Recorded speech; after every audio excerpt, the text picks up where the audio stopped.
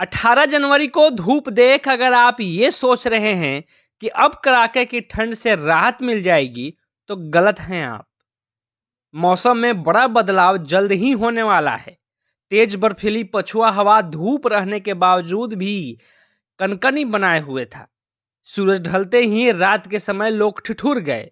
पटना स्थित मौसम विज्ञान केंद्र के वैज्ञानिक एस के पटेल के अनुसार अगले 2 दिनों के दौरान राज्य के न्यूनतम तापमान में 2 से 3 डिग्री सेल्सियस की गिरावट होने का पूर्वानुमान है। दिन भर पछुआ हवा चलती रहेगी। कई जिलों में कोल्ड डे जैसी स्थिति रहने का भी पूर्वानुमान है। वैज्ञानिक एस के पटेल के अनुसार दिन और रात में कड़ाके की ठंड का असर जारी है। जब पश्चिमी विक्षोभ भारत के पश्चिमी भागों पर आगमन होता है तो पर्वतीय क्षेत्रों पर बर्फबारी होती है। इसके बाद जब पश्चिमी विक्षोभ पूर्व दिशा की ओर बढ़ता है तो वहां के सर्द हवा बिहार में प्रवेश करती है। इन बर्फीली पछुआ हवाओं की वजह से कड़ाके की ठंड का अनुभव होता है। 18 जनवरी को सुबह के समय 1 या 2 जगहों को छोड़कर सभी जिलों में हल्के से मध्यम स्तर का कोहरा छाया रहा। जैसे ही हवा रफ्तार पकड़ी, कोहरा खत्म हो गया और तेज धूप खिल उठी। इससे लोगों को थोड़ी राहत मिली। हालांकि धूप के साथ साथ सर्द पछुआ हवा भी चल रही थी।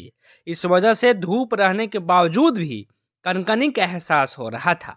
धूप खत्म होते ही शाम को कनकनी में बढ़ोतरी हो गई। इस वजह से रात के तापमान में गिरावट भी हो रही है।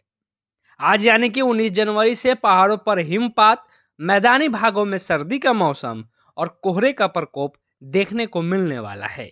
रात के तापमान में 2 से 3 डिग्री सेल्सियस की गिरावट होने का पूर्वानुमान है।